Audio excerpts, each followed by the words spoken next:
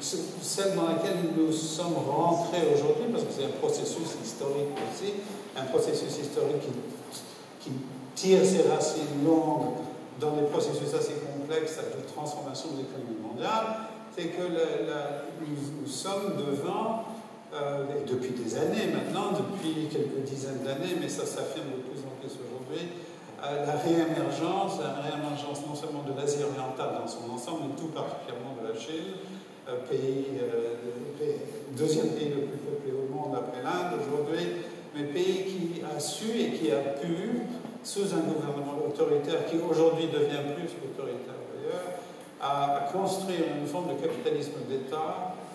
qui réussit dans toute une série de domaines et qui font de la Chine aujourd'hui un des cœurs, qui ont fait de la Chine un des cœurs du système capitaliste mondial. L'Union soviétique était hors du système capitaliste mondial. La Chine fait partie non seulement intégrante du système capitaliste mondial, mais est un pivot de ce système. Il n'y a qu'à voir aujourd'hui, en pleine guerre dite commerciale entre les États-Unis et la Chine, et avec toutes les restrictions que mettent en œuvre les autorités américaines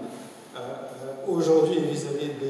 des transferts de technologie en Chine, il faut regarder de plus près les transferts financiers, les investissements financiers de Wall Street, des firmes financières américaines, n'ont jamais été aussi intenses qu'aujourd'hui en Chine. En fait, la Chine a su, et sait encore aujourd'hui,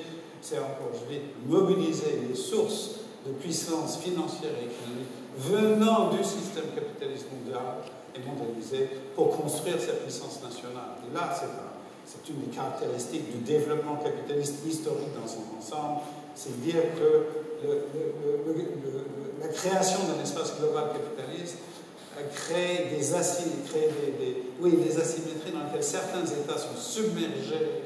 par les forces du marché mondial, tandis que d'autres sociétés, d'autres États, pour des raisons institutionnelles, pour des raisons de volonté politique, mais aussi des institutions qui sont déjà là, qui étaient préexistantes, savent capter, canaliser, organiser, structurer les flux pour assurer le développement endogène.